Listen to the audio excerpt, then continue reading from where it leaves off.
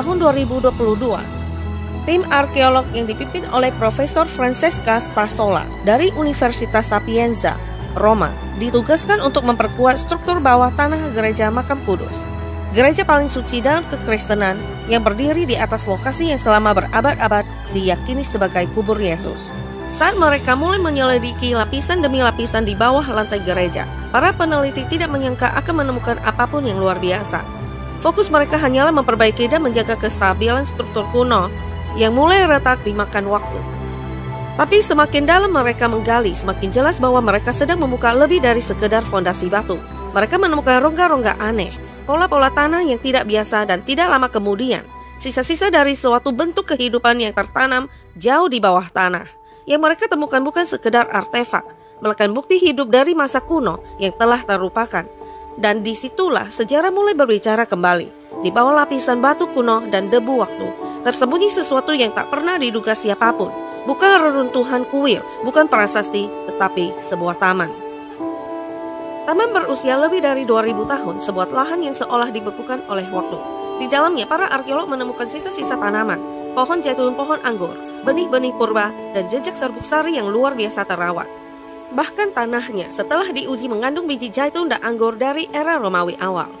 Tanaman yang tumbuh persis seperti yang disebut dalam Injil dan digunakan dalam budaya Ibrani kuno untuk minyak urapan, anggur perjamuan, dan simbol perdamaian.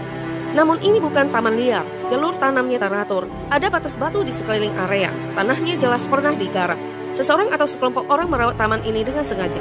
Ini bukan ladang biasa, ini tempat yang dirancang, ditata, dan dijaga. Tapi pertanyaannya kini muncul, untuk apa taman ini dulu digunakan? Apakah hanya kebun buah atau tempat yang jauh lebih kudus? Sebuah tempat yang tanpa disadari dunia telah menyimpan salah satu rahasia terbesar dalam sejarah iman. Tepat di bawah taman yang baru saja ditemukan itu, para arkeolog menemukan sesuatu yang lebih mengejutkan. Makam-makam batu yang dipahat langsung ke dalam batu karang. Ini bukan kuburan massal, bukan liang tanah biasa. Ini adalah tombok batu yang dipotong dengan tangan, sesuai dengan adab penguburan orang kaya di zaman itu.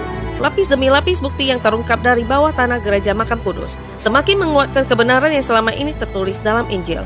Inilah 6 konfirmasi yang tidak terbantahkan, 6 keping teka-teki yang kini menyatu meneguhkan bahwa tempat ini bukan sembarang situs sejarah. 1. Lokasinya di luar tembok kota. Injil Yohanes menyebut bahwa Yesus disalibkan dan dikuburkan di luar kota. Penemuan taman dan makam ini terletak di luar batas tembok Yerusalem kuno, tepat seperti yang tertulis. Ini bukan kebetulan, ini kecocokan geografis yang presisi, sesuai konteks sosial dan hukum Yahudi kuno yang melarang penguburan di dalam kota. 2. Makam milik orang kaya.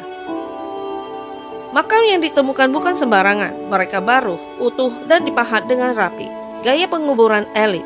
Ini sangat cocok dengan kisah Yusuf dari Arimatea, seorang kaya yang menyediakan kuburnya sendiri bagi Yesus. Ini bukan detail kecil, ini konfirmasi nyata bahwa narasi Alkitab selaras dengan temuan arkeologis. 3. Dipahat dari batu, bukan gua alami. Markus mencatat Yesus dimakamkan dalam makam yang dipahat dari batu karang. Dan benar, makam-makam yang ditemukan bukan gua alami melainkan hasil pahatan manusia, langsung ke dalam batu padat. Ini menyingkirkan anggapan bahwa kisah dalam Injil hanyalah simbolik atau mitos. Detailnya nyata, lokasinya nyata. 4. Lokasi yang mudah diakses, sesuai konteks Sabat. Karena waktu penguburan sangat singkat menjelang Sabat, lokasi kubur harus dekat dan mudah dijangkau. Penemuan taman ini berada sangat dekat dari titik penyaliban, mendukung kemungkinan penguburan cepat yang disebut dalam Injil. Dalam keadaan darurat, lokasi ini memang tempat yang paling masuk akal. 5. Flora taman. Pohon zaitun dan anggur bukan hanya tanaman biasa, mereka syarat makna dalam perjanjian baru, melambangkan pengurapan, perjamuan, damai, dan penebusan. Tapi di sini, simbol berubah menjadi bukti biologis. Serbuk sari dan benih pohon-pohon itu ditemukan dalam tanah, bukan alegori, tapi fakta hidup dari masa Yesus. 6. Penutupan oleh Kaisar Hadrian justru mengawetkan situs ini. Ironisnya, kisah Hadrian pada tahun 135 Masehi membangun kuil pagan di atas situs ini untuk menghapus ingatan akan kekristenan. Tapi justru tindakan itu menutup dan melindungi taman dan makam ini dari kerusakan alam dan manusia. Apa yang dimaksud untuk dilenyapkan ternyata dilestarikan oleh tangan musuh. Suatu bentuk pelestarian ilahi yang tidak disengaja. 6 bukti, 6 konfirmasi, dan semuanya menunjuk pada satu kesimpulan, bahwa tempat ini bukan hanya situs arkeologi, tapi tapak sejarah di mana iman menjadi nyata.